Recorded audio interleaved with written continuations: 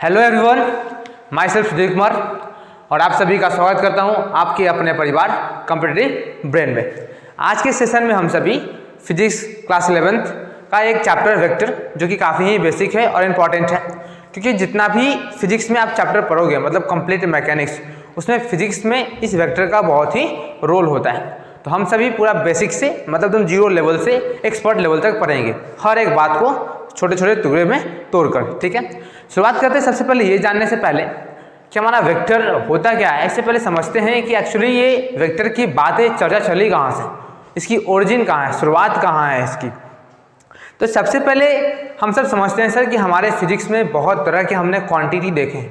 क्या देखे हैं? बहुत अलग अलग तरह का क्वांटिटी देखा है, जिसको फिजिकल क्वांटिटी के नाम से पढ़े थे। इससे पहले हम लोग देखे थे कि जो फिजिकल क्वांटिटी जो हमारे होते हैं वो दो तरह के थे, एक फंडामेंटल और एक डिराइव। हमारे 7 फंडामेंटल क्वांटिटी थे और बाकी जो फंडामेंटल क्वांटिटी के आधार पर लाए जाते थे उनको हम लोग बोलते थे डिराइव क्वांटिटी। वही सब डिराइव क्वांटिटी को हम लोग मेजर करने के लिए दो अलग क्वांटिटी को डिफाइन करते हैं, इसको बोलते हैं स्केलर और vector. Scalar in the sense कहने का मतलब सिर्फ मैग्नीट्यूड से मतलब होना चाहिए। मतलब सर जब हमारे पास नॉलेज नहीं था कि ये वेक्टर क्या है, उससे पहले हम लोग किसी भी क्वांटिटी को सिंपली मेजर करने के लिए एक स्केल का इस्तेमाल करते थे, कोई भी एक मेजरिंग टेप का इस्तेमाल करते थे। जैसे हम बोले कि भाई ये जो मार्कर है इसका लेंथ क्या है, जो भी होगा एक स्केल रखेंगे, मेजर कर लेंगे। हम बोलेंगे सर हमारे जो घर है उसका जो क्षेत्रफल एरिया हमारे पास 7 हेक्टेयर है, तुम्हारे पास कितना है 2 हेक्टेयर है, पूरा एरिया कितना हो गया हमारे पास 9 हेक्टेयर एरिया हो गया। तो हम लोग सिंपल अलजेब्रा करके एडिशन करते थे। एक और आपने फिजिक्स पढ़ा होगा तो 9th-10th में बेसिक बात बताई जाती है कि सर जो हमारा डायरेक्शन होता है, एक्चुअली जो भी मैटर करता है स्केलर फैक्टर के अंतर में वो डायरेक्शन मैटर करता है। 9th में हमको सिखाया जाता था सर जहाँ पे बात सिर्फ मैग्नीट्यूड की हो तो उसको मैंने बोला स्केलर, और जहाँ पे मैग्नीट्यूड और डायरेक्शन दोनों की बात हो जाए उसको बोलते वेक्टर। हम आगे समझेंगे कि सिर्फ यही बोलना जरूरी नहीं है कि वेक्टर होने के लिए डायरेक्शन और मैग्नीट्यूड होना चाहिए, और भी वो वेक्टर एडिशन को फॉलो करना चाहिए। इस पर भी हम लोग चर्चा करेंगे। सर अभी समझते हैं कि हमें अभी तक तो यही पता है कि सर जिसके पास सिर्फ मैग्नीट्यूड है उसको स्केलर, जिसके पास डायरेक्शन प्लस मैग्नीट्यूड है उसको वेक्टर। सर मतलब जो भी खेल है ये डायरेक्शन का है, डायरेक्शन के वजह से ही चेंजेज आया स्केलर और वेक्टर। तो सर ऐसे अगर वेक्टर के बारे में जानकारी नहीं होता, उसके बारे में नॉलेज नहीं होता, तो हम लोग कैसे कंसिडर करते थे सर। सपोज देखिए हम लोग कहते थे कि हमारा कोई एक बॉडी है, ये अगर आगे की ओर बढ़ रहा है 5 मीटर पर सेकेंड से, ठीक है 5 मीटर पर सेकेंड से, तो हम लोग मान लेते सर कि अगर इधर की ओर हमने क्या मान लिया है पॉजिटिव, एक हम लोग बोलते हैं कोऑर्डिनेट सिस्टम, कोऑर्डिनेट सिस्टम बना लिया अपना। इसको बोलते हैं भाई ये ओरिजिन अगर हो गया मेरा तो इसके इधर प्लस और इसके इधर माइनस, ठीक है। तो अगर बॉडी इस तरफ भागेगा सर तो बोलेंगे वो पॉजिटिव डायरेक्शन में मूव कर रहा है, अगर इस तरफ से मूव करता है तो क्या बोलते हैं नेगेटिव डायरेक्शन में मूव कर रहा है। बट अगर वो वर्टिकल डायरेक्शन में मूव करे तो क्या बोलेंगे, कोई वर्टिकल डायरेक्शन में मूव करे या किसी एंगल पर मूव करे तो फिर डायरेक्शन कैसे बताएंगे। इसके लिए हम लोग वेक्टर को इंट्रोड्यूस करते हैं। मतलब एक्चुअली हम सभी वेक्टर को इंट्रोड्यूस करते हैं डायरेक्शन को इंपॉर्टेंस देने के लिए। जैसे अगर ये चारों को मैं ऐसे दिखा दूँ तो इसका एरिया दिख रहा है, हाँ इतना एरिया इसने कवर कर लिया है, सीधे से एरिया दिख रहा है कि हाँ भाई इतना एरिया है। इसको हम ऐसे कर दें तो आपको सामने से पता नहीं चल रहा होगा कि इसका एरिया कितना है, क्योंकि इसका एरिया किधर से पता चलेगा, इधर से क्षेत्र। तो डायरेक्शन मैटर कर गया ना यहाँ पे। अगर इधर से देखें तो एरिया पता चल रहा है, इधर से देख रहे हैं तो एरिया हमको लग रहा है बस इतना ही है, इधर से कितना बचा रहा है एरिया बस हमारा इतना ही है, इधर इतना है। तो डायरेक्शन मैटर करता है। तो डायरेक्शन के इंपॉर्टेंस को बताने के लिए हम सभी ने वेक्टर जैसे क्वांटिटी को इंट्रोड्यूस किया, ठीक है। जैसे आप लोग कहते हैं कि हम जयपुर जा रहे थे, तो जयपुर जा रहे थे, आपका कोई एक जो व्हीकल से जाएंगे उसका एक पर्टिकुलर डायरेक्शन होगा कि हाँ भाई इस डायरेक्शन से लेके जाओगे तो, या फिर किसी तरफ आप जाते हो, जैसे आप कहीं पता पूछते हो किसी लोगों से तो बोलता है भाई ये यहाँ से राइट ले लो तो फिर लेफ्ट जाएगा। तो मतलब डायरेक्शन का इंपॉर्टेंस हमारी लाइफ में है, क्लियर है। तो आप बहुत तरह के एग्जाम्पल अपने लाइफ में देख लोगे जहाँ पे आप प्रैक्टिकली डायरेक्शन का इस्तेमाल करते हो, ठीक है। तो हम समझते हैं, अब आते हैं डेफिनेशन पे क्या कि एक्चुअली हमारा ये वेक्टर होता और क्या है।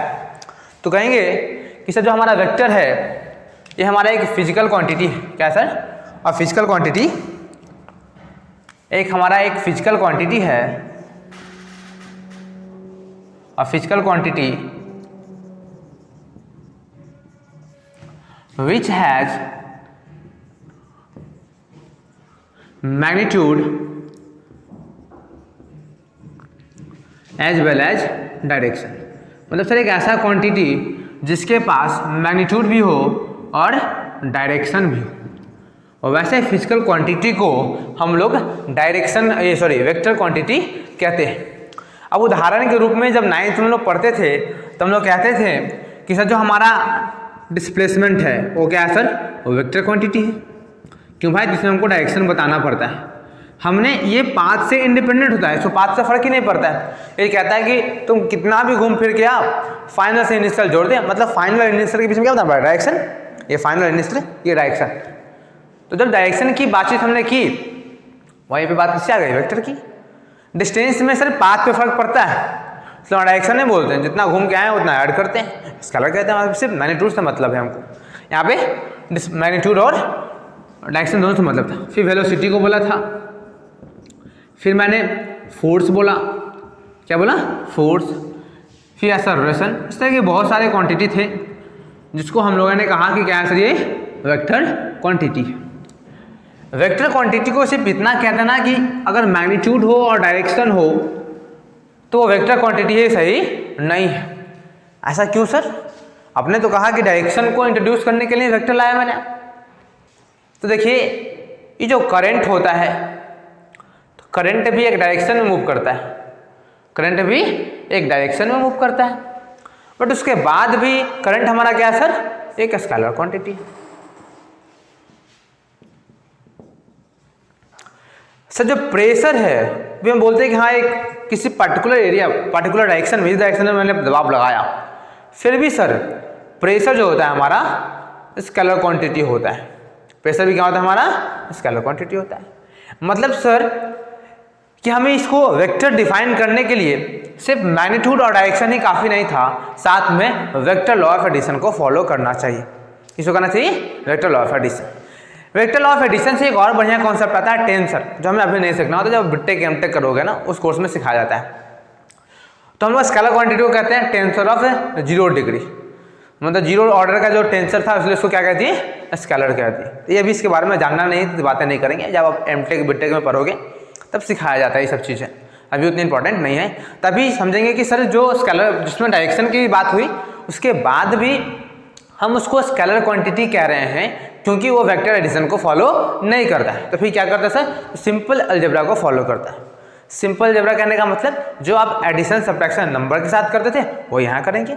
मतलब ये कहते हैं कि एक बाउंड्री है हमारा, एक बाउंड्री के अंदर कोई 4 एम्पियर करंट है, 3 एम्पियर है, 2 एम्पियर है, 5 एम्पियर है, कोई प्लस में कर दिए, कोई प्लस में, माइनस में, टोटल करंट क्या है, तो सिंपल इसका ऐड कर देंगे। सिंपल क्या कर देंगे सर, एडिशन, ओवरऑल निकल जाएगा। मतलब सिंपल अलजेब्रा फॉलो करता है। बट यही अगर कोई वेक्टर क्वांटिटी है तो उसका डायरेक्ट आप रिजल्टेंट नहीं निकाल सकते हो, उसका रिजल्टेंट आप किसी भी 2 वेक्टर का डायरेक्ट सम नहीं होता। ये सब आप लोग पढ़े होंगे, थोड़ा बहुत आइडिया होगा। इसका मतलब इसमें डायरेक्शन है, मैग्नीट्यूड है, उसके बाद अगर वो वेक्टर लॉ ऑफ एडिशन को फॉलो करता है तब उसको क्या कहेंगे कि वो हमारा वेक्टर क्वांटिटी है। जी तो सीखेंगे पूरा चैप्टर में यही है। वेक्टर लॉ ऑफ एडिशन में ट्रायंगल लॉ ऑफ एडिशन सीखना है और हमें क्या सीखना है, ये पैरेललोग्राम लॉ ऑफ एडिशन, ये दोनों पे ही चर्चा करना है। ये वेक्टर में यही चीज़ तो हमें सिखाया जाएगा। तभी हम लोग बोलेंगे कि सर 2 चीज़ होना चाहिए, क्या, एक मैग्नीट्यूड, डायरेक्शन, और साथ ही साथ ये जो वेक्टर है, ये वेक्टर हमें यहाँ पे हमारा ये इट फॉलोज या फिर it obeys vector addition, it obeys vector addition, ये वेक्टर एडिशन का भी पालन करना चाहिए। अगर ऐसा कोई क्वांटिटी करते नजर आता है, कोई तीनों चीज़ को फॉलो कर रहा है, तब उस क्वांटिटी को हम सभी वेक्टर कहते हैं। क्लियर है? हम बात करते हैं कि जो वेक्टर है, वेक्टर को रिप्रेजेंट कैसे करते हैं। वेक्टर को हम लोग सर रिप्रेजेंटेशन कैसे करते हैं, सिंपल रिप्रेजेंटेशन, आगे जाएंगे तो यूनिट वेक्टर के टर्म में करेंगे, तो बाद में पहले सिंपल रिप्रेजेंटेशन समझते हैं। अगर हमने बोला कोई वेक्टर है हमारा, बात करते हैं representation of vector, representation of vector के बारे में, ठीक है। तो वेक्टर को रिप्रेजेंट करने के लिए मान ले, सपोज कर लिया मैंने कि कोई ए नाम का मेरा वेक्टर है, कोई ए नाम का मेरा वेक्टर है, तो वेक्टर को बताने के लिए आप तो इस ए को बहुत डार्क कर दो, तभी हमारा वेक्टर रिप्रेजेंट हो जाता है, बहुत डार्क करके लिख दिए। या फिर सिंपली इस पर क्या दे दो, एक एरो दे दो। क्या दे दिए सर, एक एरो दे दिए। तो आपको क्या मिल जाएगा सर, वेक्टर। मतलब वेक्टर को हम रिप्रेजेंट करते हैं या तो डार्क लेटर या फिर उस पर एरो देकर। अगर उस पर एरो लिखा रहता है तो हम लोग समझते हैं क्या है, हमारा वेक्टर क्वांटिटी है। अब इस एरो का भी मतलब होता है, ऐसा ही एरो नहीं दिया गया है। तो सर ये एरो क्या रिप्रेजेंट करता है हमारा, ये जो एरो है हमारा, ये एरो हमारा क्या रिप्रेजेंट करेगा, तो इसको देखिए ये एरो है ना, इसको हम लोग बोलते हैं, ये जो पॉइंट हुआ इसको हम सही बोलते हैं टेल। क्या बोलते हैं इसको, टेल। और जो एरो वाला पार्ट होता है इसको हम लोग बोलते हैं हेड। क्या बोलते हैं, हेड। ठीक है। और ये जिस डायरेक्शन में एरो होता है ना, टेल बोलता है कि इधर से इधर मूव कर रहे हैं। क्या बताता है सर, इधर से इधर मूव कर रहे हैं। मतलब जिधर क्यों एरो जा रहा होगा उस डायरेक्शन में हम लोग मूव कर रहे हैं, ये चीज़ रिप्रेजेंट करता है। कहने का मतलब ये जो एरो है हमारा, ये एरो ये हमारे डायरेक्शन को बताता है। किसको बताता है सर, डायरेक्शन को। मतलब जिधर एरो होगा उसी डायरेक्शन में हमारा बॉडी ट्रैवल कर रहा होगा। क्लियर है। ये क्या बताता है सर, ये पूरा ये सर इस वेक्टर के मैग्नीट्यूड को बताता है। बताता है सर वेक्टर का मैग्नीट्यूड। जितना बड़ा जाएगा मतलब वेक्टर का उतना ही ज़्यादा मैग्नीट्यूड है, मतलब मात्रा, अमाउंट। मैग्नीट्यूड कहने का मतलब क्या होता है, अमाउंट, मात्रा।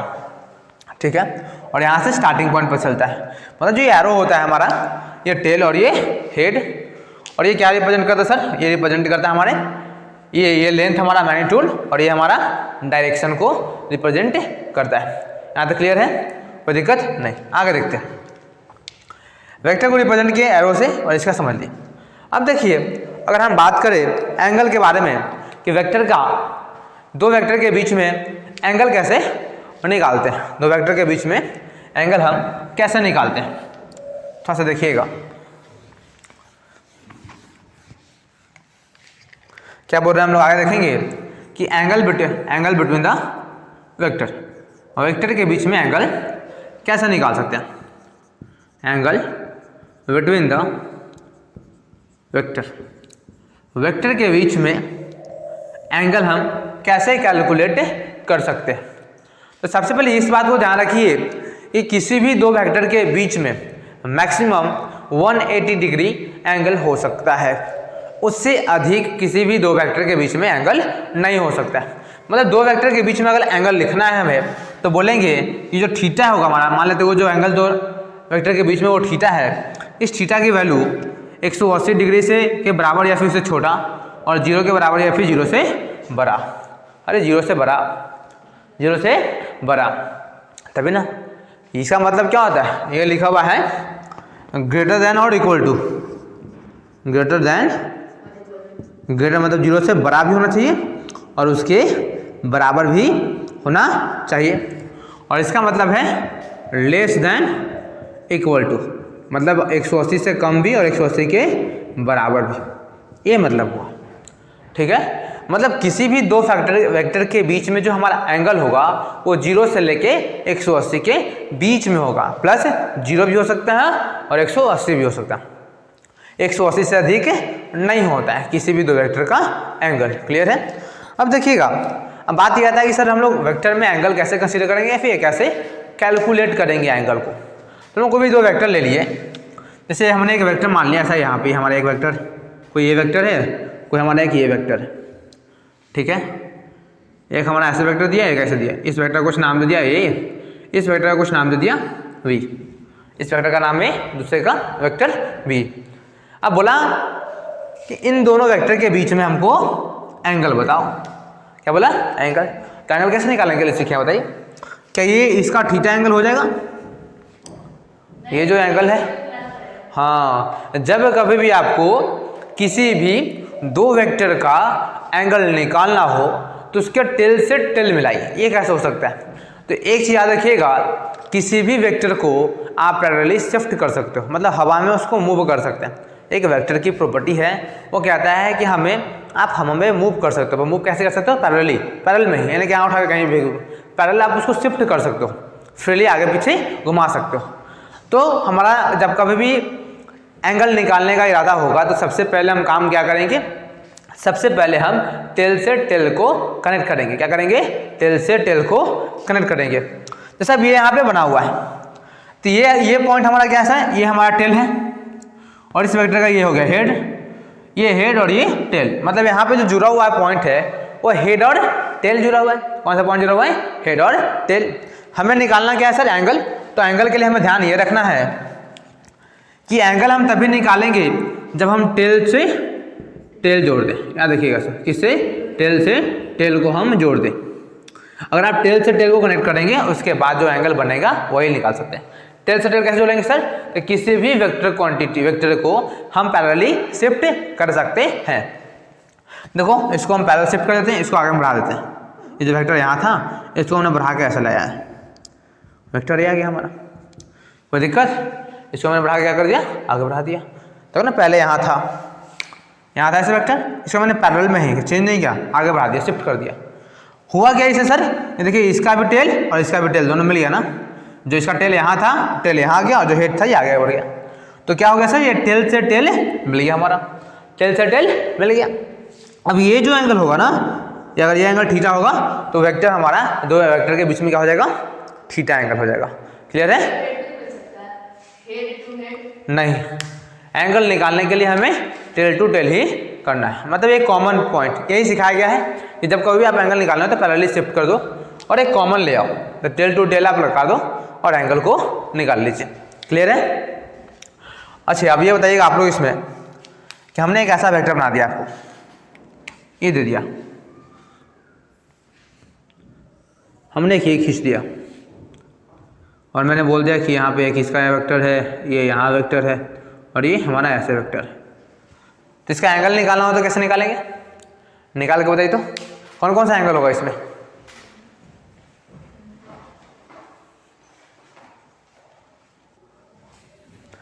देखिएगा हम करते हैं, समझिएगा क्या होगा इसमें।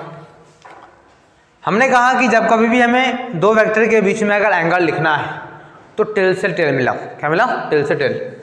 सपोज हमको इनके यहाँ पे एंगल लिखना था वेक्टर का, कुछ लिखा ना, यहाँ पे लिखना है, तो सर इसका तो हेड मिला हुआ है और यहाँ टेल है, तो सर हम इसको पैरेलल शिफ्ट कर सकते हैं।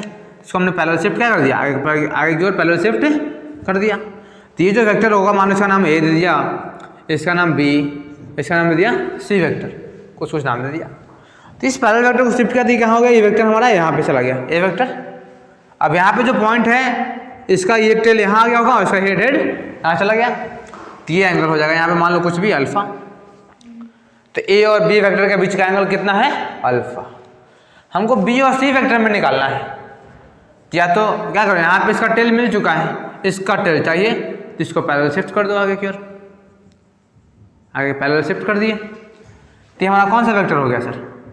ये हमारा कौन हुआ? B vector. मैंने बी वेक्टर का किया, शिफ्ट कर दिया। तब यहाँ पे देखिए बी और सी वेक्टर का दोनों का टेल जुड़ गया, बी और सी दोनों का टेल वेक्टर जुड़ गया, तो ये एंगल हो गया हमारा कुछ, मान लो बीटा। बी और सी वेक्टर के बीच का एंगल कितना हो गया? बीटा। यहाँ पे वेरिएबल होगा, मतलब नॉन वैल्यू होगा, अब सिखा रहे निकालते कैसे, सवाल में निकालने के लिए समझेंगे। और ये देखिए सी और ए के बीच में निकालना हो तो ए का तो टेल दिख रहा है, सी को हमने शिफ्ट कर दिया, सी को हमने आगे की ओर शिफ्ट कर दिया, सी को हमने क्या किया है? आगे की ओर शिफ्ट कर दिया। ये हमारा क्या हो गया? C vector. अब सी का भी टेल और ए का भी टेल, इनके बीच में कुछ हम लोग गामा मान लेते हैं, गामा या फिर थीटा बोल दो। क्या मान लिए? थीटा। तो सर ए और बी के बीच में कितना एंगल है हमारा? अल्फा। बी और सी के बीच में बीटा और सी और ए के बीच में थीटा। तो ऐसे निकालते कभी भी एंगल, कभी भी हमें एंगल निकालना हो तो टेल से टेल जोड़िए। और एक सवाल करना है तो कीजिए, मतलब बता दिए अगर सवाल ऐसा है हमारा, कुछ और कॉम्प्लिकेटेड फिगर दे सकता है।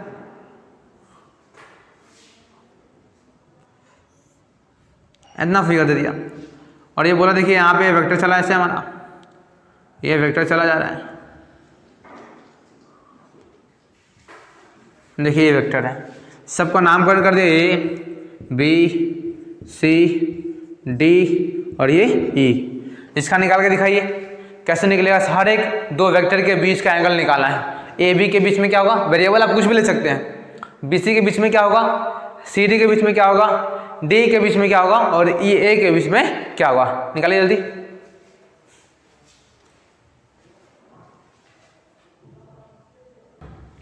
देखिए कर लिए होंगे आप लोग।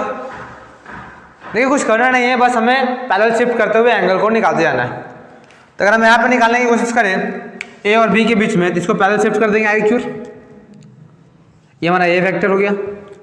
अब इस बी का भी टेल है और यहाँ पे ए का भी टेल है, तो इसके बीच में कुछ एंगल होगा ए और बी के बीच में, मान लीजिए थीटा, क्या हो गया थीटा। बी को मैंने पैरेलल शिफ्ट कर दिया, ये बी वेक्टर हो गया। तो बी और सी के बीच में ये कुछ मान लो यहाँ पे कुछ अल्फा एंगल रहा होगा, मैंने सी को पैरेलली शिफ्ट कर दिया, ये सी वेक्टर हो गया। तो सी और डी के बीच में कुछ मान लो बीटा रह गया, डी को मैंने पैरेलल शिफ्ट कर दिया, सॉरी इधर एरो, तो ये एंगल हो गया डी और ई के बीच में कुछ गामा मान लो, और फिर मैंने ई को शिफ्ट कर दिया पैरेलल, तो ई और ए के बीच में कुछ मान लीजिए ए, मान लीजिए ए एंगल, ए नहीं कुछ और मान लो एक्स, मान लो एक्स एंगल रहा, क्लियर है। तो ये हम लोग क्या निकालते हैं सर, एंगल निकालने का तरीका है। दो बातें यहाँ से इंपॉर्टेंट है, पहला कि किसी भी दो वेक्टर का जो एंगल होगा वो 0 से लेके 180 के बीच में होगा, ठीक है। और दूसरी बात, जब भी हम लोग एंगल निकालते हैं वो सर टेल टू टेल जोड़ने के बाद, मतलब जब भी एंगल निकालना है तो वेक्टर को पैरेलल शिफ्ट करके, जो भी मतलब उसमें आप पैरेलली मूव कर सकते हो, मतलब हवा में फ्रीली मूव कर सकते हैं वेक्टर को। अभी ना जैसे वैसे मोड़ से मोड़ के नहीं रख देना, पैरेलल घसा सकते हैं, जरूरत है तो नीचे, जरूरत है तो ऊपर, जरूरत है तो साइड में, मतलब पैरेलली आप उसके पैरेलल में ऊपर नीचे दाएं बाएं शिफ्ट कर सकते हैं, और करके आप टेल से टेल जोड़ के एंगल को निकालिए। अब मन में एक सवाल आएगा हमारा कि ठीक है सर, आपने कहा, जो हमने सीधा सीधा एक देखे थे एग्जाम्पल इसका, देखिएगा ऐसे, हमने कहा कि एक ये वेक्टर था हमारा और हमारा ये वेक्टर था दो वेक्टर, हमने कहा ये हमारा वेक्टर ए है, ये वेक्टर हमारा वी है, इनके बीच का कुछ एंगल था, क्या अल्फा मान लिया मैंने, क्या मान लिया अल्फा। तो ये तो अल्फा रहेगा ना, दो वेक्टर के बीच में हमें एंगल निकालना, तो क्या करना पड़ेगा, तो टेल से टेल जुड़ा हुआ था ही, थोड़ा सा इसको पलटो, यहाँ पे कर दो हेड, कुछ ना जाते हैं ऐसे, और इसका नाम हो गया वी वेक्टर। हमने बोला इन दोनों के बीच में एंगल बताओ, क्या बताओ एंगल। तो आप कहेंगे सर हम इसको पैरेलल शिफ्ट कर देंगे, अभी तो हमने सीखे क्या करेंगे, इसको पैरेलली हमने आगे शिफ्ट कर दिया वेक्टर को, इस वी वेक्टर को मैंने पैरेलल आगे शिफ्ट कर दिया। अब ये जो एंगल था इसमें मैंने क्या कर दिया, नाम अल्फा। तो लोग कहेंगे सर कि आखिर ये एंगल क्यों नहीं लिए, ये एंगल क्यों नहीं लिए, सोचो बताओ, आप भी ऐसे कर रहे हैं, हम बताओ हमने यही एंगल क्यों कंसिडर किया, ये एंगल क्यों नहीं माना, यहाँ से एंगल ये क्यों नहीं ले सकते, बोलिए। हाँ, किसी भी दो वेक्टर का एंगल 180 से अधिक नहीं हो सकता है, तो यहीं पे 180 हो गया, कितना हो गया, यहीं पे 180 हो गया, तो 180 का निश्चित हम लोग नहीं करते हैं जी, कोई किसी भी दो वेक्टर का एंगल 0 से लेके 180 के बीच में ही लाई करता है, पहली बात ये है।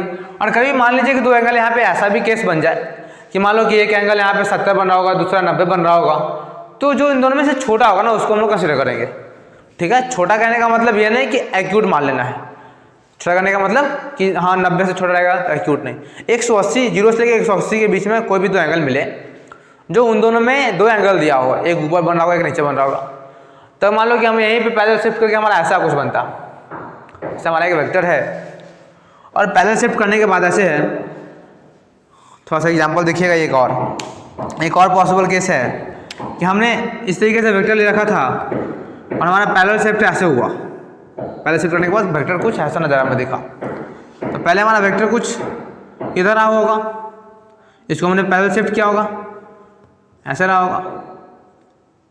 होगा ना, इसको पैरेलल शिफ्ट ऐसे किया, तो एक एंगल हमारा दो एंगल बन रहा है, देखिए एक इस सरफेस से हॉरिजॉन्टल, यहाँ से ये एंगल दो वेक्टर के बीच में, और एक यहाँ से, तो कंसीडर किसको करेंगे, नहीं तो यहाँ तो भाई ये तो इधर वेक्टर ही नहीं है, और टेल से तो कंसीडर यही करेंगे।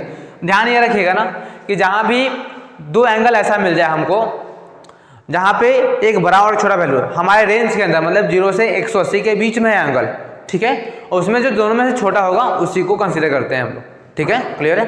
चलिए ध्यान रखिएगा। अब आगे हम लोग बात करते हैं टाइप्स ऑफ वेक्टर पे, एंगल निकालने में कोई दिक्कत नहीं। थोड़ा सा ध्यान देते हैं कि हमारे वेक्टर अलग अलग तरह के वेक्टर होते हैं, थोड़ी सी उनका भी चर्चा हम लोग करते हैं कि कितने तरह के वेक्टर हमें पढ़ना है। हेडिंग आएंगे क्या, टाइप्स ऑफ वेक्टर। वेक्टर हमारा कितने तरह का होता है। तो सबसे पहले लिखेंगे parallel vector.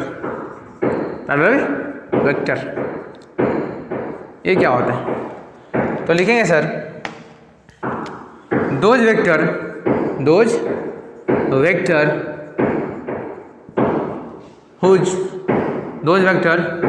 Whose direction is same. वैसा वेक्टर जिसका डायरेक्शन क्या हो, सेम हो। मैग्नीट्यूड पे कोई कमेंट नहीं किया है। वैसा कोई वेक्टर सर जिसका डायरेक्शन क्या हो, सेम हो। या फिर कह सकते हैं कि एंगल बिटवीन टू वेक्टर, कोई भी दो वेक्टर के बीच में जो एंगल बनेगा, angle between two vector is always is equal to zero. ना ऑलवेज क्या है, इज इक्वल टू जीरो। अगर जीरो के बराबर आता है तो उसको बोल देंगे पैरेलल वेक्टर। कहने का क्या मतलब है, एक हमारा वेक्टर ये है, नाम दे दिया कुछ ए वेक्टर, और एक हमारा वेक्टर ये है बी वेक्टर। इन दोनों अगर सेम डायरेक्शन में है तो इन दोनों को क्या कहेंगे हम लोग, पैरेलल वेक्टर। और इन दोनों के बीच में एंगल कितना है सर, जीरो। कैसे, दोनों एक ही डायरेक्शन में चल रहा है ना, तो इसको आप ऐसे भी रिप्रेजेंट कर सकते हैं ना, इसी के ऊपर ये ऐसे किया जा सकता है। एक ही डायरेक्शन में चलिए दोनों वेक्टर, तो इन दोनों के बीच में कितना ऐसा एंगल है, जीरो। जब कभी दो वेक्टर के बीच में एंगल कितना हो जाए, जीरो, तो दोनों वेक्टर क्या कहेंगे, पैरेलल वेक्टर। क्या कहेंगे, पैरेलल वेक्टर।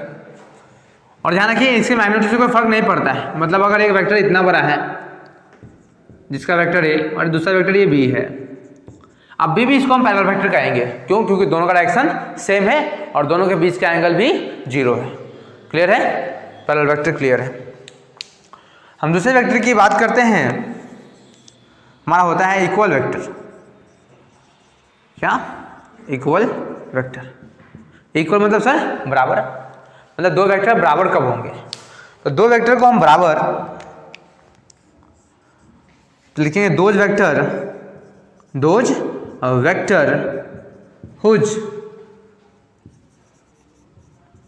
हुज मैग्नीट्यूड, जिसका magnitude as well as direction are से, वैसे दो वेक्टर जिसका डायरेक्शन भी और मैग्नीट्यूड भी दोनों सेम हो, वैसे वेक्टर को हम सभी इक्वल वेक्टर कहते हैं। क्या कहते हैं, वैसे वेक्टर को इक्वल वेक्टर कहते हैं। अब देखिए एक एग्जाम्पल से समझाते हैं, कहीं कहीं एग्जाम्पल में फंसाया जाएगा। ये तो इतना क्लियर है कि पैरेलल वेक्टर कहने के लिए बस दोनों का डायरेक्शन सेम होना चाहिए। तो उन दोनों वेक्टर को इक्वल कहने के लिए डायरेक्शन प्लस मैग्नीट्यूड दोनों सेम होना चाहिए। मतलब कहें कोई इधर एक कोई यही बॉडी है जो नॉर्थ की तरफ 5 मीटर पर सेकंड से जा रहा है, कोई दूसरा बॉडी है जो नॉर्थ की तरफ ही 5 मीटर पर सेकंड से जा रहा है, तो बोलेंगे दोनों वेक्टर क्या है, इक्वल ही है। दोनों वेक्टर क्या है, इक्वल है। कहें एक बंदा 8 किलोमीटर से इधर जा रहा है नॉर्थ की तरफ, दूसरा बंदा भी 7 किलोमीटर से नॉर्थ की तरफ जा रहा है, बट उसको इक्वल वेक्टर नहीं कहेंगे, बट पैरेलल वेक्टर कह सकते हैं क्योंकि डायरेक्शन दोनों का सेम है। क्लियर है। अब कभी कभी सवाल ये आता है, देखिए एक उदाहरण से समझाते हैं, कहीं कहीं फंसाएगा। आपने कहा देखिए ना, ये हमारा कोई एक बॉडी है, ठीक है, ऐसे बॉडी को लिए यहाँ पे कोई रोटेटिंग सवाल सबसे ज़्यादा मजा आता है। अगर आप यहाँ पे फोर्स लगाएंगे तो बॉडी मूव करता है क्या, बॉडी मूव कहाँ करता है, यहाँ पे फोर्स लगा देखो। और यहीं पे एफ वेक्टर फोर्स हमने यहाँ पे अप्लाई किया, एफ फोर्स यहाँ पे अप्लाई किया, बॉडी कहाँ मूव कर रहा है, नहीं करता मूव। और यही फोर्स को आप यहाँ पे अप्लाई कर दो, जितना अमाउंट लगाया था वहीं पे मूव कर जाता है। ऐसा क्यों सर, जबकि दोनों जगह तो हम इक्वल वेक्टर दे रहे थे, पार्टिकुलर डायरेक्शन में, सेम डायरेक्शन में दे रहे थे और इक्वल मैग्नीट्यूड का दिए, तो यहाँ पे मूव नहीं किया और यहाँ पे मूव किया। तो आगे जाएंगे तो एक टर्म सीखना होगा, टॉर्क सीखना होगा। क्या सीखना होगा, टॉर्क। ये होता है R vector cross A vector. तो दोनों वेक्टर हमारा इक्वल ही था, दोनों वेक्टर में कोई दिक्कत नहीं था। दिक्कत था पॉइंट ऑफ एप्लीकेशन, मतलब जहाँ पे आप फोर्स को अप्लाई कर रहे थे वहाँ पे। जैसे मैंने मान लिया कि हमारा एक बॉडी था, ये हमारा एक बॉडी है और ये हमारा रेफरेंस पॉइंट यहाँ था, और हमने स्टार्टिंग में ए वेक्टर यहाँ पे लगाया था, आया, और फिर अगला ए वेक्टर यहाँ पे लगाया। तो इस ए वेक्टर से बॉडी जो था ऐसे रोटेट किया, बट यहाँ पे लगाने से बॉडी रोटेट नहीं किया था। ऐसा क्यों, क्योंकि इस रेफरेंस पॉइंट पे हमारा आर जीरो है ना, रेफरेंस पॉइंट पे ये क्या हो गया, जीरो। अरे पोजीशन डिस्टेंस तो है नहीं, यहाँ से कुछ ये डिस्टेंस है, इतना दूरी पे हम क्या लगा रहे हैं, एफ लगा रहे हैं कुछ। तो ये पहले केस में क्या हो गया हमारा, 0 था, पहले केस में आर था ही नहीं, तो वो दोनों फैक्टर ही हमारा क्या था, इक्वल था। पर फिर भी सर हमें इक्वल ऐसा क्यों नहीं फिर हुआ, एक जगह इफेक्ट कुछ और दिखा, दूसरी जगह पे इफेक्ट कुछ और दिखा। तो ये डिपेंड किया point of application of force, आप किस पॉइंट पे फोर्स को अप्लाई कर रहे हो।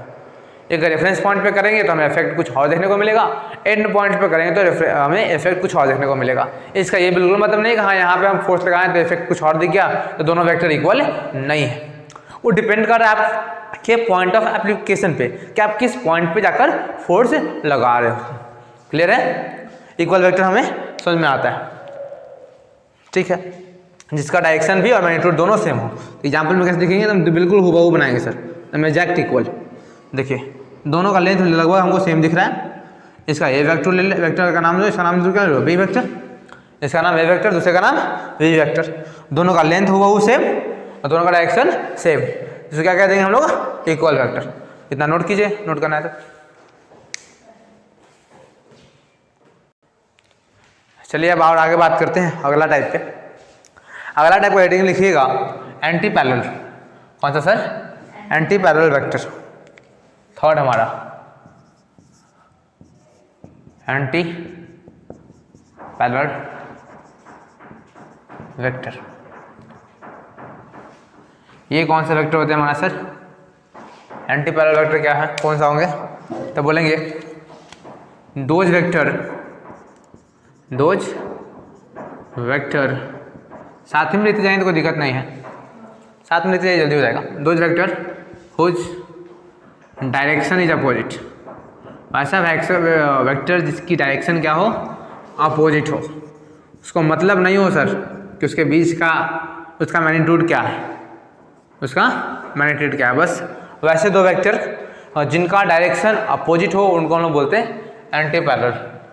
जैसे या फिर इनको ऐसे कर सकते हैं, द वेक्टर दोज वेक्टर या फिर एंगल बिटवीन से करके, angle between to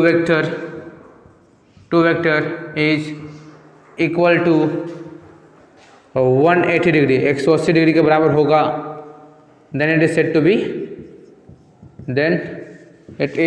be anti parallel vector. तब उनको क्या कह देंगे हम लोग, एंटी पैरेलल वेक्टर कह देंगे, एंटी पैरेलल वेक्टर कह देंगे। क्या होता है देखिएगा, एक हमने एक वेक्टर बनाया, देखिए यहाँ पे, और एक हमने बनाया वेक्टर यहाँ पे, दोनों का डायरेक्शन क्या है, अपोजिट है कि नहीं, एक इधर एक उधर है।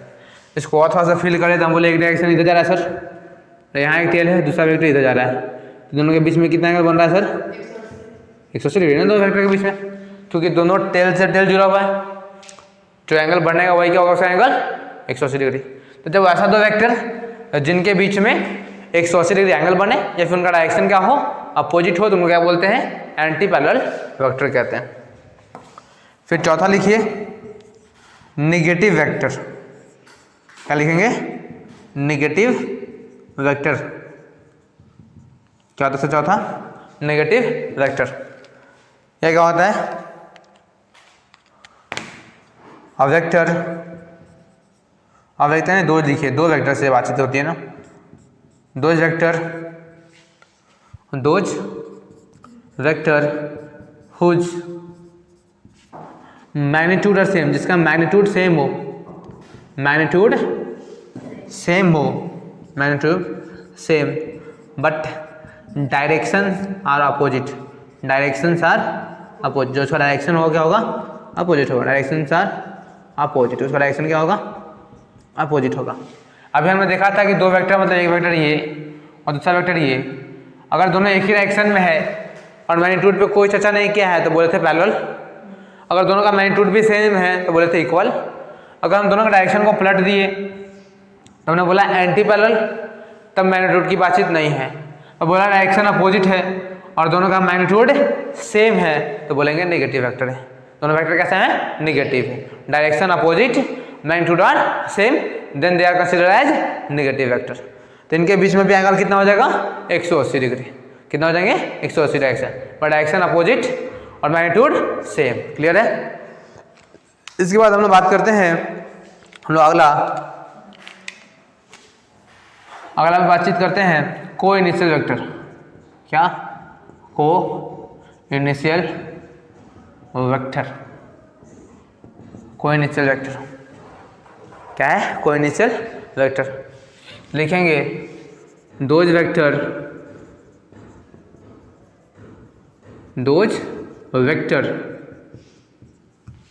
Vectors whose initial points are same. वैसे सारे वेक्टर जिनका इनिशियल पॉइंट सेम हो उनको हम लोग क्या बोलते हैं? को इनिशियल वेक्टर। कहने का मतलब कि मान लीजिए यहाँ पे एक ए वेक्टर है, ये हमारा बी वेक्टर है और ये हमारा सी वेक्टर है।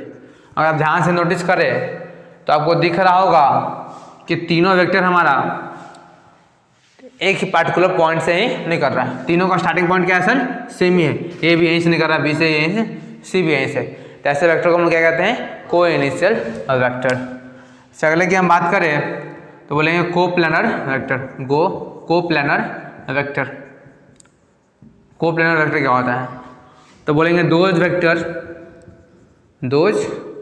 Vector which lies in a same plane. एक पार्टिकुलर प्लेन में ही लाई करे, सेम प्लेन में लाई करे सर, या फिर एक प्लेन में लाई करेगा तो क्या बोलेंगे? Coplanar vector.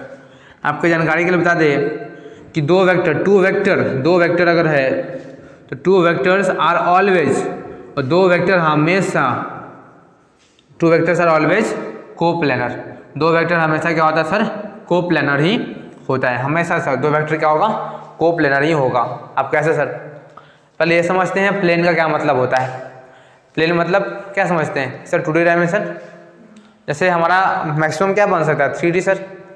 3D मतलब तीनों एक्सिस परपेंडिकुलर दिखे। तीनों एक्सिस कैसे दिखे? परपेंडिकुलर दिखेगा कुछ इस तरीके से। देखिए ये हमारा हो गया, सही से बताना जा। ये देखिए आपको तीनों दिख रहा है, फिर लीजिएगा ये तीनों का क्या है सर? ये मान लो वाई एक्सिस, ये एक्स एक्सिस और ये जेड एक्सिस, तीनों एक्सिस। तो यहाँ पे किसी को रखेंगे तो एक प्लेन में नहीं है, वो क्या है? 3D फिगर है। अगर एक प्लेन की बात करें तो किसी भी दो एक्सिस के बीच में, मतलब ये एक हमारा प्लेन हो गया, हमारा यह एक प्लेन हो गया, हमारा यह एक प्लेन हो गया। तो हमारा क्या है सर? एक प्लेन है जिसमें कोई भी जब कभी आप दो वेक्टर लिखते हो तो एक वेक्टर ये, एक वेक्टर ये, हमेशा एक प्लेन में ही लाई करता है। अब तीन वेक्टर को ड्रॉ नहीं कर पाते हो यहाँ पे, मतलब तीनों परपेंडिकुलर, क्योंकि एक वेक्टर बाहर की ओर आता है। तो जब कभी आप दो वेक्टर को परपेंडिकुलर किसी भी एंगल पे आप दो वेक्टर को खींचोगे तो हमेशा आपको को प्लानर ही दिखेंगे, मतलब एक पार्टिकुलर प्लेन में लाई करते ही नजर आएंगे। इसके बाद हम बात करते हैं को प्लानर होने के बाद कॉन्कूरेंट। क्या सर? कॉन्कूरेंट वेक्टर। हमारा कॉन्कूरेंट वेक्टर क्या होता है? तो कॉन्कूरेंट वेक्टर कहने का मतलब कि जितने सारे वेक्टर हैं वो सारे वेक्टर एक पार्टिकुलर पॉइंट से ही पास होना चाहिए। जैसे देखिए ये कोई एक पार्टिकुलर पॉइंट ले लिया, यहाँ से एक वेक्टर ए गया है, इधर एक वेक्टर इधर से कोई बी गया है, कोई एक वेक्टर इधर से सी गया है, कोई एक वेक्टर इधर से डी गया है। मतलब जितने सारे वेक्टर है सब एक पार्टिकुलर पॉइंट से ही पास होकर गया है। मतलब जितने सारे वेक्टर हमको देखेंगे अगर वो किसी एक पार्टिकुलर पॉइंट से होकर पास हुए हैं तो उन सबको क्या बोलेंगे? Concurrent vector. कोई दिक्कत? तो लिखेंगे those vector that all pass through a common point. जितने सारे वेक्टर हैं वो सब अगर एक कॉमन पॉइंट से पास कर रहे हैं तो उनको क्या नाम देंगे? कॉन्कूरेंट वेक्टर। क्लियर है यहाँ तक? चलिए आगे देखिएगा। यहाँ इतना होने के बाद और कौन कौन सा वेक्टर बच गया है हमारा? और कौन वेक्टर बच गया है बोलिए? ऐसे एक नल है, एक अभी पोजीशन वेक्टर है, डिस्प्लेसमेंट वेक्टर है, तो आगे सीखेंगे थोड़ा सा।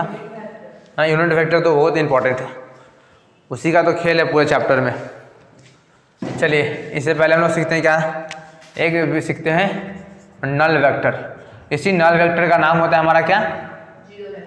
जीरो वेक्टर भी कहते हैं। नल वेक्टर का नाम क्या? Zero vector. अब सर नल वेक्टर मतलब वेक्टर तो है बट उसका कोई मतलब नहीं है, मतलब जीरो है, तो कह सकते हैं अ वेक्टर whose magnitude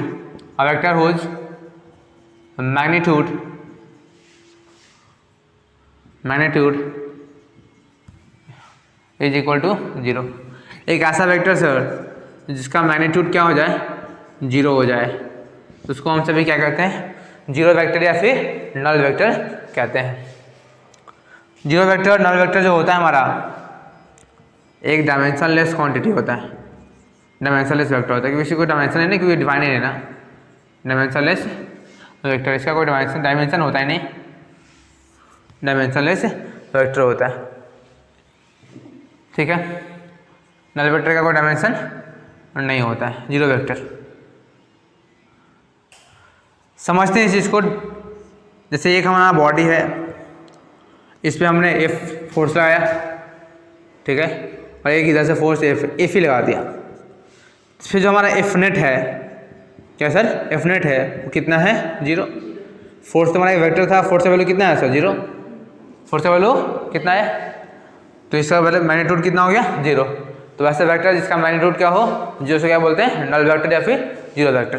क्या इसको डायमेंशनलेस कहेंगे, क्योंकि फोर्स का वेक्टर जो फोर्स का जो वैल्यू क्या हुआ वो जीरो के बराबर हुआ, तो फोर्स का तो डायमेंशन है ना। कोई भी वेक्टर हमारा है जिसका जीरो मैग्नीट्यूड हो उसको क्या करेंगे, कोई भी वेक्टर हो, फोर्स हो, एक्सेलरेशन हो, वेलोसिटी हो, डिस्प्लेसमेंट हो, उसका अगर मैग्नीट्यूड किसके बराबर आ जाए, जीरो के बराबर, तो उसको क्या कहेंगे, नल वेक्टर या फिर जीरो वेक्टर। तो उसको हम डायमेंशनलेस क्वांटिटी नहीं कह सकते। यूनिट वेक्टर डायमेंशनलेस होता है, ऐसा है डायमेंशनलेस, पता नहीं, समझ देख लीजिएगा क्या है इसके बारे में, उतना क्या। आगे हम बात करते हैं, एक हमारा होता है बहुत इंपॉर्टेंट एक्सियल वेक्टर। क्या सर, एक्सियल वेक्टर। इस वेक्टर का नामकरण करने, इसका सबसे ज़्यादा इस्तेमाल आपको रोटेशनल मोशन चैप्टर में समझ में आता है। रोटेशनल मोशन जब आप पढ़ते हो तो वहाँ इस वेक्टर का भरपूर और रोल प्ले होता है।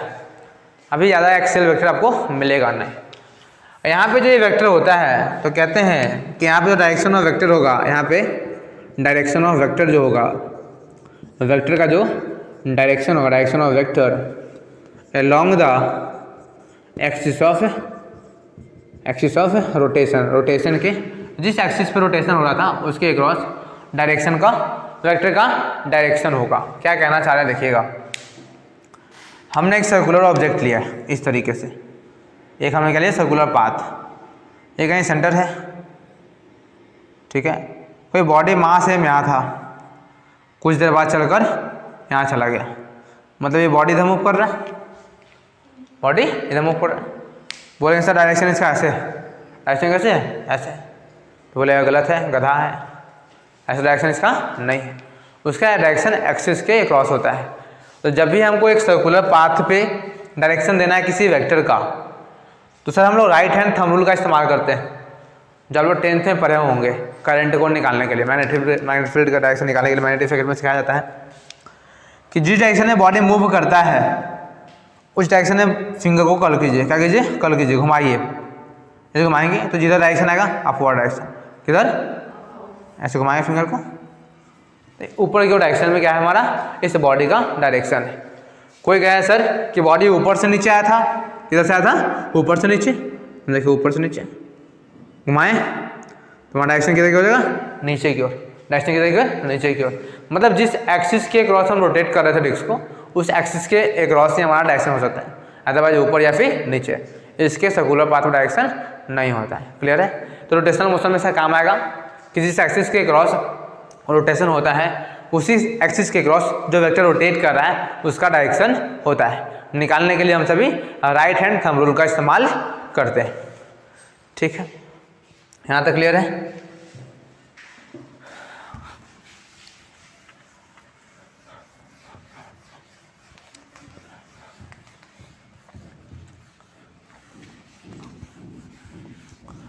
हम थोड़ा सा बातचीत करते हैं पोजीशन वेक्टर के बारे में।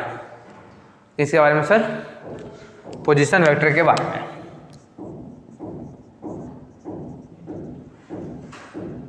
पोजीशन वेक्टर हमारा क्या होता है, इसकी बातचीत करते हैं। तो पोजीशन वेक्टर, तो भाई आपने कहा कि किसी भी वेक्टर को आप फ्रीली मूव कर सकते हो, घुमा सकते हो, आगे पीछे बढ़ा सकते हो। तो हमने अपने वेक्टर को एक कोऑर्डिनेट सिस्टम के अंतर्गत रख लिया। क्या रख लिया? कोऑर्डिनेट सिस्टम के क्रॉस, कार्टेशियन फॉर्म बोलते हैं इसको, एक्स वाई एक्सिस। यहाँ पर हमने एक वेक्टर ले लिया, ठीक है। अब सर अगर पॉइंट हमारा यहाँ हो तो कोऑर्डिनेट सिस्टम की कुछ ना कुछ पोजीशन होती है। 3D है तब भी, 2D है तब भी, बोलते हैं 2, 3 इसका पोजीशन होता है, कोऑर्डिनेट जो बताते हैं। तो इसका भी कुछ पोजीशन होगा, इसका भी क्या होगा सर? कुछ पोजीशन होगा। मान लो कि वो एक्स एक्सिस में बॉडी कितना चला होगा? 2 यूनिट। कितना यूनिट चला है? मान लीजिए ना यहाँ पे 1 यूनिट था, ये 1 यूनिट है, 2 यूनिट हो गया। 2 यूनिट चला इसने एक्स में, और 3 यूनिट चला किधर? वाई में। वाई में कितना यूनिट चला? 3 यूनिट। तो हम बोलते हैं कि सर इसकी पोजीशन क्या है? 2 और 3, ये बोलते हैं ना कोऑर्डिनेट सिस्टम में। तो वेक्टर के फॉर्म में रिप्रेजेंट करने के लिए हमको पता है, आगे यूनिट वेक्टर में सीखेंगे कि एक्स के क्रॉस हम लिखते हैं क्या? आई कैप। एक्स के क्रॉस क्या लिखते हैं? आई कैप। मतलब एक जो एक्स डायरेक्शन में बताता है उसको क्या बताते हैं? आई कैप से। जो वाई में बताता है उसको क्या बोलते हैं? जे कैप। और जो जेड एक्सिस है, मतलब बाहर की ओर जेड की तरफ जो रहता है उसको के कैप से। ये यूनिट कैप को रिप्रेजेंट, यूनिट वेक्टर को रिप्रेजेंट करने का तरीका है, ठीक है।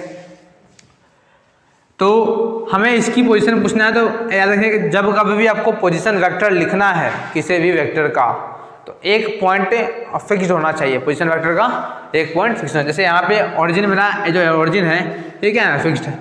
ये क्या फिक्स्ड है? और वहाँ से हमने कोई मूव किया, मूव करके हमने कुछ ये दूरी चला, तो एक्स एक्सिस वाई एक्सिस के रिस्पेक्ट में हमने कुछ इसका पोजीशन लिखा। इसी को वेक्टर के फॉर्म में लिखेंगे तो कहेंगे सर ये जो वेक्टर ए था, ये वेक्टर का नाम ए मान लिए, तो एक्स एक्सिस में 2y कैप चलता है और जेड एक्सिस में 3j कैप चलता है। ठीक, हमारा पोजीशन हो गया। क्लियर है? अगर हम कोई यहाँ पे चला, इसकी मान लेते हैं 5-4 यूनिट है। क्या है? 5-4 यूनिट। अच्छा, कुछ भी कंसिडर कर लिया। तो इस वेक्टर का नाम v दे दिया, तो इसका पोजीशन वेक्टर क्या लिखेंगे? 5y cap 4j cap. ये जो होता है x होता है और ये जो होता है y होता है। x में डायरेक्शन को y से दिखाते हैं, उसमें z से दिखाते हैं।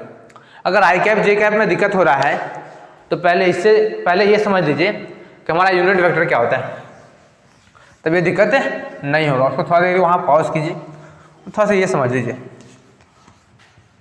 थोड़ा सा इसको क्लियर कर लेते हैं कि हमारा यूनिट वेक्टर क्या होता है।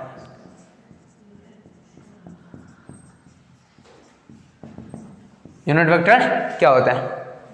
तो यूनिट वेक्टर कहने का मतलब कुछ ऐसा vector, those vector whose magnitude is 1, वैसा वेक्टर सर जिसका मैग्नीट्यूड 1 हो। Whose vector, those vector whose magnitude is equal to 1, जिसका मैग्नीट्यूड क्या होता है सर? 1 के बराबर होता है। और ये 100% श्योर सर क्या होता है सर? ये एक डायमेंशन लेस क्वांटिटी होता है। ये क्या होता है सर? एक डायमेंशन लेस क्वांटिटी होता है। इसका सिर्फ काम होता है, इसको सिंपली हम सभी डिफाइन इसलिए किए हैं, it is used to specify the direction. ये सिर्फ डायरेक्शन को बताने के लिए इसका इस्तेमाल हम लोग करते हैं। ठीक है, यूनिट वेक्टर को हम सभी कैप से रिप्रेजेंट करते हैं। अगर कोई वेक्टर पे ऐसे कैप लगा तो बोलते हैं ये यूनिट वेक्टर है, और इसका काम सिर्फ क्या है सर? डायरेक्शन बताना। तो जब कभी हमको यूनिट वेक्टर निकालना होता है तो हम क्या करते हैं, ध्यान दीजिएगा। किसी एक बंदे को हमने कोई बोला भाई ये कोई एक बंदा ये है, ये कहा हमको वेक्टर बनना है। क्या बोला? वेक्टर बनना। इसको वेक्टर बनने के लिए क्या नेसेसरी कंडीशन है? पहला, इसके पास मैग्नीट्यूड होना चाहिए भाई। क्या होना चाहिए? मैग्नीट्यूड। और साथ में क्या होना चाहिए सर? डायरेक्शन। ओके, दो चीज़ है जिसको वेक्टर हम कह सकते हैं। दो चीज़ है, सिंपली ये चाहिए, वो वेक्टर एडिशन को फॉलो करना चाहिए। मतलब एक सिंपली देखा जाए तो वेक्टर बनने के लिए भाई तेरे पास दो चीज़ होना चाहिए, एक वेक्टर और एक मैग्नीट्यूड और एक डायरेक्शन। मैग्नीट्यूड और डायरेक्शन हुआ तो बात बनेगा। तो सर मैग्नीट्यूड को हम लोग मॉड से दिखाते हैं। भाई ये कोई क्वांटिटी है तो सर कुछ ना कुछ तो मैग्नीट्यूड रहा होगा, तभी ना कहा होगा भाई कि हम वेक्टर बनना चाहते हैं। तो बोला भाई डायरेक्शन भी लेके आओ, क्या लेके आओ? डायरेक्शन भी। तो डायरेक्शन को हम सभी कैप से रिप्रेजेंट करते हैं, कैप से, इससे। और ये हमारा ए वेक्टर है, ये क्या हमारा ए वेक्टर, ये उसका मैग्नीट्यूड और वो इसका डायरेक्शन। जब कभी यूनिट वेक्टर निकालना हो तो A vector divided by magnitude of A vector equal to क्या हो जाता है, यूनिट ए कैप। मतलब यूनिट वेक्टर निकालना है जिस भी वेक्टर का, उस वेक्टर को ऊपर लिखो और नीचे उसका मैग्नीट्यूड से डिवाइड कर दीजिए, तो हमारा क्या आ जाएगा सर, ए यूनिट वेक्टर निकल कर आ जाएगा। अब देखिए ये सिर्फ डायरेक्शन ही कैसे बताता है, आप कैसे बोलेंगे डायरेक्शन बताता है। देखिए हमने बोला कि ए कैप जो है हमारा वो बराबर है ए वेक्टर और मैग्नीट्यूड ऑफ ए वेक्टर के। तो ए वेक्टर बोले तो मैग्नीट्यूड भी होगा और डायरेक्शन भी होगा, और ये ए वेक्टर का मैग्नीट्यूड बोले मतलब सिर्फ मैग्नीट्यूड होगा, तो ये मैग्नीट्यूड से मैग्नीट्यूड का खेल खत्म। तो मतलब ए वेक्टर सिर्फ हमको क्या दे रहा है सर, सिर्फ क्या देता है, डायरेक्शन देता है। इस स्पेशली किसके लिए बना है, डायरेक्शन के लिए। तो यहीं से बोला गया कि सर हमारा 3 बेस वेक्टर होता है, 3 बेस वेक्टर होता है, मतलब इसको आधार मान के चलते हैं। भाई ये तो पता है कि यूनिट वेक्टर जो होता है हमारा 3 तरह का है। सर यूनिट वेक्टर जो होता है डायरेक्शन को बताता है। तो मैंने बोला इससे कि भाई 3 बेस वेक्टर है। बेस वेक्टर कहने का मतलब जो आधार है कि भाई अगर तो है बॉडी एक्स डायरेक्शन में चलेगा, एक्स एक्सिस के क्रॉस, तो बोला आई कैप, वाई एक्सिस के क्रॉस जे कैप, और जेड एक्सिस के क्रॉस तो के कैप।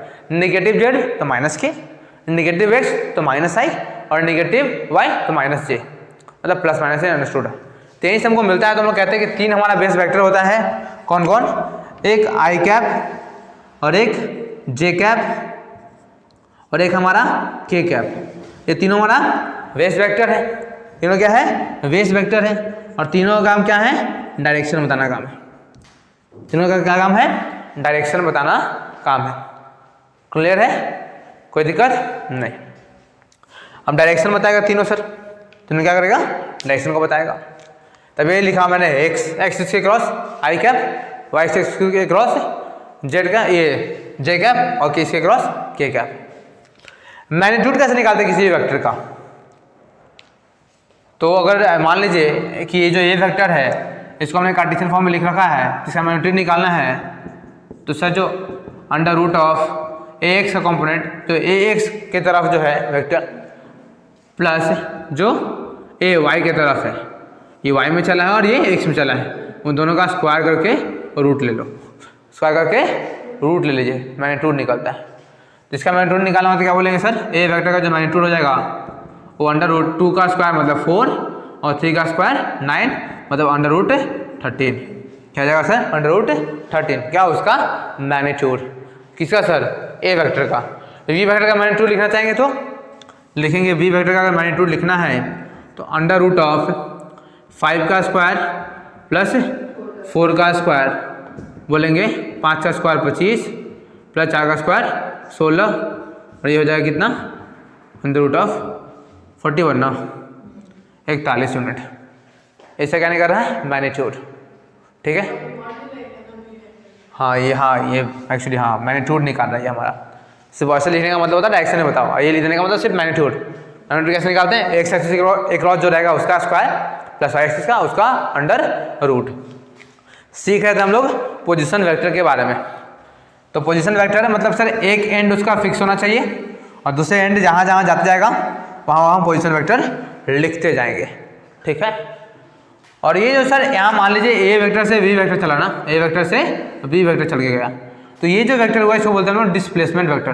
क्या बोलते हैं, डिस्प्लेसमेंट वेक्टर। मतलब ए पोजीशन से खिंचक कर बी पोजीशन पे आया। तो जब कभी भी हमें डिस्प्लेसमेंट वेक्टर लिखना होता है, क्या लिखना होता है, डिस्प्लेसमेंट वेक्टर, उसको हम लोग बोलते हैं initial position vector, final position vector minus initial. और ऐसे क्या है ना, डिस्प्लेसमेंट में फाइनल से इनिशियल को घटा दो, फाइनल से इनिशियल को घटा दो, तो क्या मिल जाएगा डिस्प्लेसमेंट। जैसे ऐसे नहीं करते थे, यहाँ तक 100 चले हैं सर और फिर बॉडी यहाँ आकर रुका हुआ है, तो पूरा में से घटा दो इसको, इनिशियल फाइनल को जोड़ दो, वहीं से मिल जाएगा। तो इस इनिशियल फाइनल को जोड़ेंगे तो कैसे मिलेगा, इन दोनों का डिफरेंस ही ना, फाइनल में से इनिशियल को घटा दो। मतलब जो फाइनल पोजीशन वेक्टर है उसमें से इनिशियल पोजीशन वेक्टर को घटा देंगे तो हमें क्या मिल जाएगा, डिस्प्लेसमेंट वेक्टर, कि जो हमारा बॉडी है वो कितना से डिस्प्लेस किया है। यहाँ तक क्लियर है, इसको नोट कीजिए। जो चलिए आगे बात करते हैं, थोड़ा सा पोजीशन वेक्टर और डिस्प्लेसमेंट वेक्टर को थोड़ा सा और डिटेल में देखते हैं। हमने कहा कि पोजीशन वेक्टर को समझने के लिए एक एंड को फिक्स रखिएगा और जहाँ पे पोजीशन जाएगा उसके हिसाब से काम हम लोग करते हैं, ठीक है। ये कोई मान लें हमारा कोई ये वेक्टर है, इसका कुछ पोजीशन हमने कंसीडर कर लिया 3i cap plus 4j cap, मतलब इसने 3 स्टेप कहाँ चला है एक्स एक्सिस में और 4 स्टेप कहाँ चला है वाई एक्सिस में। इसका पोजीशन वेक्टर लिखना होगा कि ए का पोजीशन वेक्टर बताओ, तो यहाँ तो ओरिजिनली फिक्स है तो ओ ए लिखेंगे सर, क्या लिखेंगे ओ ए। तो ओ ए लिखने के लिए क्या करते हैं फाइनल माइनस इनिशियल, इसका सारा पॉइंट क्या रहेगा 0। अगर इसका पोजीशन वेक्टर लिखना हो, इसका final minus initial, displacement vector में बताया था फाइनल माइनस इनिशियल, अगर इसका लिखना हो तो एक पॉइंट अगर फिक्स्ड है, एक पॉइंट क्या हमारा फिक्स्ड है तो हमेशा 0 रहेगा, हमेशा 0 रहेगा। तो इसका क्या हो जाएगा position vector 3i cap plus 4j का, फाइनल जो रहेगा वही। अगर हम इसकी जो पॉइंट हमारा फिक्स था उसको थोड़ा सा आगे बढ़ा दें, ऐसे बढ़ा दें कि हमारा ओरिजिन यहाँ पे हो गया, तब इसका कुछ कोऑर्डिनेट हो जाएगा, तब पोजीशन वेक्टर हमारा ये नहीं रह जाएगा। अब जैसा जो कोऑर्डिनेट होगा ये इसमें से घट जाएगा, तब वो होगा ए का पोजीशन वेक्टर। स्टार्टिंग पॉइंट ये फाइनल पॉइंट से स्टार्टिंग पॉइंट घटा देते हैं, वही उससे क्या होता है पोजीशन वेक्टर। क्लियर है। यहाँ से हम बोल सकते हैं कि जो हमारा पोजीशन वेक्टर होता है वो पाथ डिपेंडेंट होता है, तो पाथ से फर्क पड़ता है, पाथ से फर्क पड़ता है। आप अगर उसे पाथ को चेंज कर देंगे, इधर से उधर मुड़ गए हैं, तो उसके डिस्प्लेसमेंट में मतलब उसकी जो वैल्यू है उसमें आपको अंतर देखने को मिलेगा, चेंजेस दिखेगा। क्लियर है। बट हमने बोला तो ये चीज़ पहला चीज़ यहाँ पे नोट करने वाली ये है कि जो हमारा पोजीशन वेक्टर है वो पाथ डिपेंडेंट है। क्या sir, position vector is path dependent, ये हमारे पाथ पे निर्भर करता है, पाथ पे डिपेंडेंट रहता है। क्लियर है। दूसरा बात, हम बात कर रहे हैं डिस्प्लेसमेंट वेक्टर की, तो हमने फिर से रेफरेंस बनाया, क्या रेफरेंस बनाया, और एक वेक्टर मैंने कंसीडर किया कुछ ए वेक्टर, और इसका कुछ पोजीशन रहा होगा यहाँ पे क्या 3i cap plus 4j cap, और एक हमने और एक वेक्टर कंसीडर कर लिया जिसका नाम मैंने v वेक्टर दे दिया, और इसको मैंने कुछ कंसीडर कर लिया 7i cap 5i cap plus 7j cap, ये कंसीडर कर लिया। कोई दिक्कत? अगर इसको मैं चेंज करूंगा इसके स्टार्टिंग पॉइंट को, तो पोजीशन वेक्टर में चेंज आएगा। पोजीशन वेक्टर लिखने का भी तरीका final minus initial, but position vector तब कहते हैं जब उसका इनिशियल पॉइंट को हम क्या रखते हैं फिक्स रखते हैं, उसको चेंज नहीं करते हैं। और डिस्प्लेसमेंट वेक्टर क्या होता है सर, जो बॉडी यहाँ से था पहले और यहाँ से कहाँ चला गया, यहाँ पे, यहाँ से यहाँ मूव किया। पहले बॉडी हमारा कहाँ था यहाँ, अब बॉडी का कहाँ हो गया यहाँ पे मूव कर गया, तो कुछ बॉडी हमारा क्या कर दिया डिस्प्लेस कर गया। अब डिस्प्लेस करने के लिए जरूरी नहीं कि यह सीधा आया होगा, कि अपने पाथ को चेंज कर भी आया तो हमें कोई फर्क नहीं पड़ता, ये ऐसे चल गया तो हमें कोई फर्क नहीं पड़ता है। डिस्प्लेसमेंट वेक्टर निकालने का तरीका है इनिशियल जहाँ से शुरू किया और फाइनल जहाँ पे खत्म किया, तो फाइनल माइनस इनिशियल। तो इसको हम मान लेते हैं फाइनल पोजीशन, इसको बोलते हैं हम लोग क्या RF फाइनल पोजीशन वेक्टर, और इसको हम बोल दिए इनिशियल क्या लिख दें पोजीशन वेक्टर। जब हमको डिस्प्लेसमेंट वेक्टर लिखना होगा तो बोलेंगे final position vector minus initial position vector, और फाइनल कितना है 5i cap plus 7j cap minus 3i cap plus 4j cap. घटाएंगे तो i वाला i से घटेगा तो 2i कैप और 7 से 4 तो 3j कैप, ये हो जाएगा इसका पोजीशन वेक्टर डिस्प्लेस। इतना क्या किया वो डिस्प्लेस किया। इसका मैग्नीट्यूड निकालना हो तो इसका स्क्वायर प्लस इसका स्क्वायर का अंडर रूट। क्लियर है। यहाँ तक कोई दिक्कत? तो हमको क्या है यहाँ से क्या कंक्लूड करेंगे कि जो हमारा डिस्प्लेसमेंट वेक्टर होता है, जो हमारा डिस्प्लेसमेंट वेक्टर होता है, डिस्प्लेसमेंट वेक्टर ये पाथ इंडिपेंडेंट होता है। जो डिस्प्लेसमेंट वेक्टर है ये पाथ इंडिपेंडेंट होता है, मतलब इसको पाथ से फर्क नहीं पड़ता है कि आप कैसा भी पाथ ले लीजिए, इसको कोई फर्क नहीं पड़ता है। क्लियर है। अब जाकर आज तो हम लोग उतना कुछ ज़्यादा पढ़ नहीं पाए, सिर्फ बेसिक है, वेक्टर को समझा है, वेक्टर का क्या नाम का चीज़ है, ये क्या है, मतलब इसका जो बेसिक होता है, जो इसके बारे में बस इसका नामकरण जो कहते हैं नामकरण की है, या फिर कह सकते हैं कि पार्टी की अभी शुरुआत हुई है, अभी हमने शुरू किया है क्या कि वेक्टर होता क्या। अगर यहाँ से घर पे जाकर क्या काम करेंगे तो भाई नोट्स पढ़िए, जो यहाँ तक की बेसिक बातें हैं, एंगल कैसे कैलकुलेट करते हैं ये देखिए। और दूसरा इस तरह ये पोजीशन वेक्टर निकालने पे भी सवाल होता है वो बनाइए, या फिर यूनिट वेक्टर कैसे निकालते हैं ये निकालिए। यूनिट वेक्टर कैसे बोलेगा, कोई भाई बोलेगा कि कोई एक वेक्टर है जिसका नाम है, जिसका दिया हुआ है 4i cap plus 3j cap plus dk cap, ऐसे बोलेगा। अब बोलेगा ये जो ए वेक्टर है वह एक यूनिट वेक्टर है, क्या बोलेगा, यूनिट वेक्टर है, तो d का वैल्यू बताओ, क्या बोलेगा, d का वैल्यू बताओ। तो भाई ये क्या कौन सा वेक्टर है, यूनिट वेक्टर।